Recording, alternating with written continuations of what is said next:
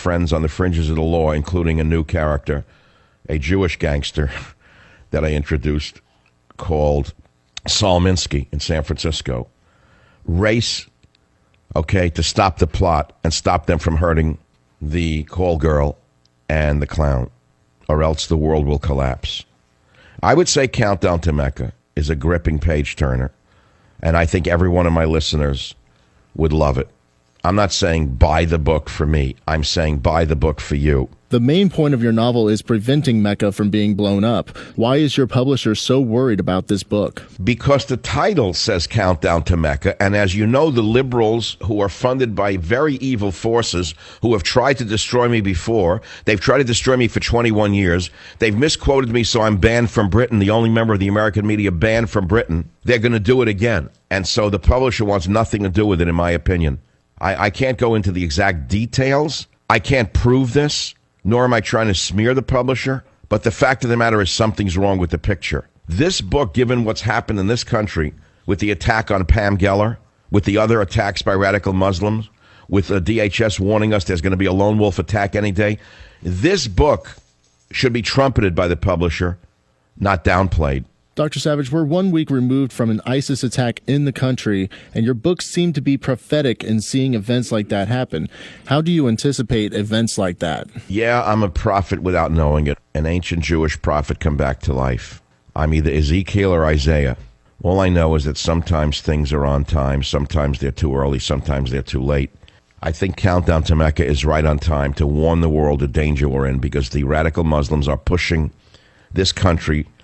They're tempting the country. They're actually daring the country. They're actually mocking the country. And I don't blame them for mocking us, given a president who won't even call them Islamic, given a DHS that spends more money on global warming than on terrorism, given an FBI that's more concerned with returning Christian soldiers than Muslim sleeper cells. We are vulnerable. The Trojan horse is here. And guess what? It's about to bite. And that's why I wrote Countdown to Mecca. It's a warning, and I hope every one of my listeners who understands what I'm trying to do will go out and check out a copy in one of the local bookstores, or look for it on Amazon.com. What do you think is a unique quality that this novel, Countdown to Mecca, that points out the threat that we're facing as a country? I think the unique quality is talking about a group of generals, U.S. generals, who become a greater threat than ISIS. In that, they're patriotic, they're brave, they're daring, they dare to stand up to the president, and they plot this. And do you think it's not possible? Well, I don't know if it's possible anymore for this to happen, given that Obama has purged the military of so many great men and replaced them with incompetence or with women who can't even fire a rifle. But the fact of the matter is, theoretically, it's possible. It's happened before of a general's plot, hasn't it? So, yeah, generals do these things in other countries. Since Obama has hollowed out America, weakened us, made us vulnerable to an attack, I think the issue here is I'm trying to warn America that, actually who I'm speaking to here is not only the reader and America, I'm speaking to the military in this book, to be frank with you. And I'm actually thinking out for them what would happen if they did make such a crazy plot as to attack Mecca during a Hajj. I'm trying to show them through thought, through argument, through reason. I have a great scene in Israel because there are Israelis involved in the plot. Israeli Mossad are involved with them. And there's a group of brilliant Israelis and brilliant Americans arguing with the CIA and the generals in this bunker in Israel about all the pros and cons about doing such a crazy thing, right? So I actually work out all of the arguments, pro and con, for striking the enemy in Mecca. And you'll see how I think through the characters. Shakespeare couldn't have done a better job than I did in Countdown to Mecca, in my humble opinion. This novel has a very serious message, but you also have a lot of fun. How do you strike that balance in this type of novel? I introduced some fun characters, the hooker and the clown, and my original editor told me drop the hooker and drop the clown. I swear to God, then I had to change editors at the same company, a big argument. He said, I don't like the hooker, I don't like the clown. I said, then you don't like Countdown to Mecca. because we have to have fun. It's a novel. This is not a boring nonfiction book. This is meant for people to pick up and read and enjoy reading it. What a movie this would make. I mean, let's be clear. I'm boycotted in Hollywood, right? They should have made a movie a long time ago out of A Time for War. It's dramatic. It's set in San Francisco. It's got every element. Sex, romance, excitement, terrorism. I guess Katzenberg, Matzenberg, and Ratzenberg wouldn't touch it for obvious political reasons. So this book reads like a movie script. For those people who like action, Countdown to Mecca is it. Dr. Savage, you've written so many best-selling nonfiction books, and now you also have the trilogy of the Jack Hatfield novels. How do you feel that this adds to your legacy? I can't tell what anyone's legacy is going to be in our crazed, debased, degenerate society. A girl who shows her behind probably has a bigger legacy than I do in our debased society. Take a look at who's running the media. What does legacy mean when you have degenerates running the media? What does a legacy mean when you have anti-Americans running the media? What does it mean when you have a pope who says things that make Fidel Castro say he'll go back to church? The world has been turned upside down by the most demonic president imaginable. If I were to write a fictional novel about a stealth anti-American who becomes president, I couldn't have done a better story than the life story of Barack Obama. So you say legacy? I don't know what anyone's legacy is going to be. Not when you have so many anti-Americans, anti-males, anti-Western people writing the history of America today. They're revising it by the second. Join the Savage Nation. Call now, 855-400-SAVAGE, 855-400-7282. Savage. Your Savage Nation is sponsored by SwissAmerica.com. It's the only company I trust for tangible assets, gold and silver. Call 800-BUI-COIN. Okay, let's say you take a prescription drug. Do you suffer from blurred vision, memory loss, hallucinations, mental confusion, brain fog, incoherent speech? You have trouble remembering anything? Do you? You ever fall into any one of those categories of, you can't remember something after it? Well, let me explain something to you. There are many kinds of prescription drugs that can cause memory loss, and plenty of OTC medications as well. Prescription drugs cause over 100,000 deaths a year and cause another 1.9 million people to experience side effects that they have to be hospitalized. So let me tell you the story about this, the kind of drugs that cause memory loss. You may not know there's a connection between a drug you take. And by the way, liberals, don't pay attention to me because I'm only a conservative with a real PhD from a great university. I would appreciate if liberals turn the radio off now. I'd like you to do the opposite of what I'm telling sane people to do right now.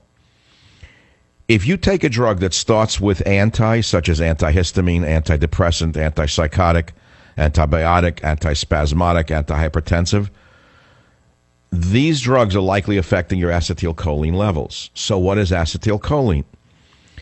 Acetylcholine is the primary nerve transmitter involved with memory and learning. And when you're low in acetylcholine, you become forgetful. You can't concentrate or think of the right word. You ever have that happen? It could be the drug you're taking. But serious acetylcholine deficiencies are associated with dementia and Alzheimer's.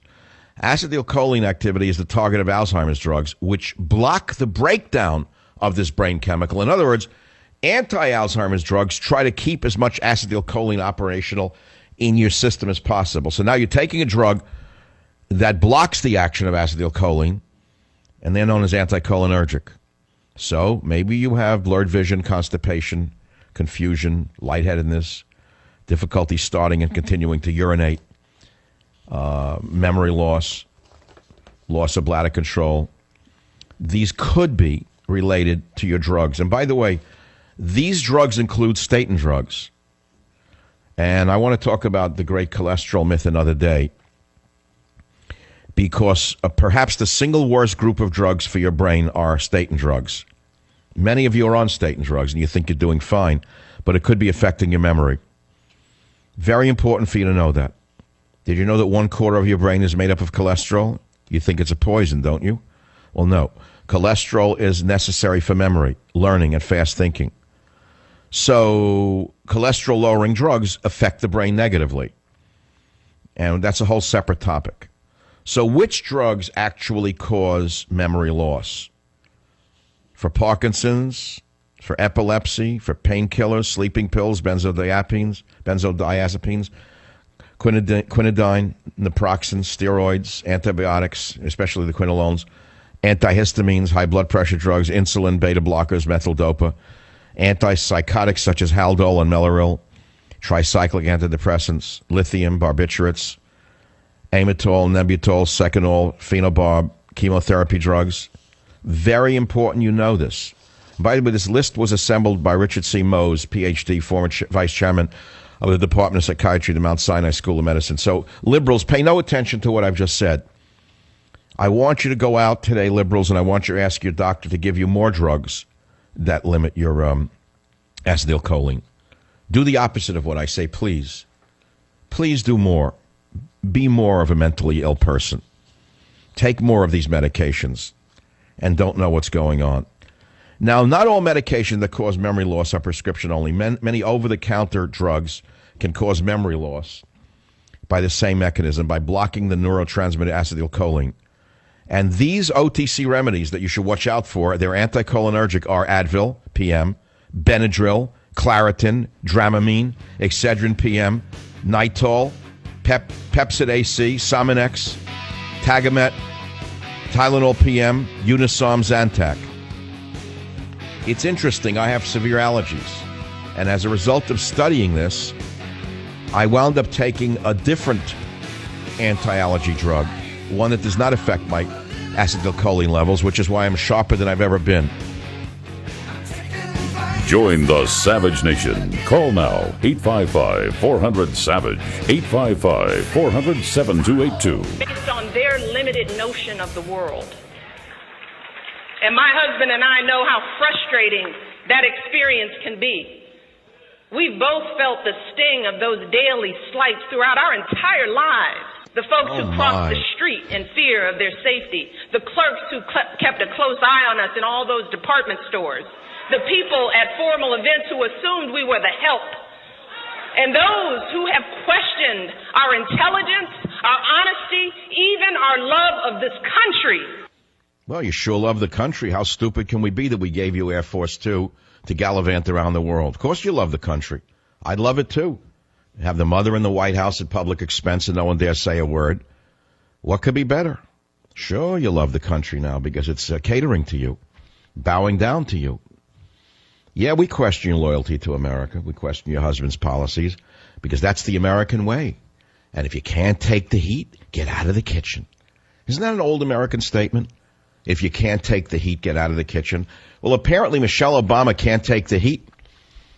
No, anything anyone says to her, any kind of political commentary or criticism, is apparently to her racism. And you notice how her accent changed in front of the Tuskegee audience, sort of like Hillary? She has a lady of many accents. That's pretty interesting. Here she grew up in a black middle-class family, went to Ivy League colleges, and all of a sudden the accent changes to an innuendo-style accent. Whatever. It's sickening. It's disgusting. It shows she's immature. It shows she was never qualified to be First Lady. It shows you how far she's drug the office of the presidency down to her husband's level. But there's more to it than meets the eye. This is their stock in trade. In addition to attacking police, and oh, by the way, cop killings have doubled as a result of the president, Barack Obama. Let us see who else. Bill de Blasio in New York. Oh, who else? Al Sharpton and everyone in the media and their hate campaigns, which have been launched for 2 years now. Now cops are getting killed on a regular basis. I couldn't sleep last night thinking about the pain of the family in Hattiesburg, Mississippi, of the two cops who stopped the car in an ordinary traffic stop, and because of Barack Obama's hate and because of Eric Holder's hate attack upon police, and Al Sharpton's vicious scum mouth, the cops are no longer protecting themselves. They're letting the vermin kill them first. Thank you, Sharpton. And this is all she can talk about. It's about her again. Instead of apologizing for what she's done to America, how she's insulted the office of the First Lady, instead she goes to the Tuskegee Institute, an all-black college, which is interesting unto itself. I don't know of any all-white colleges, do you? But nevertheless, she goes to an all-black college where the kids are generally very smart and very good students.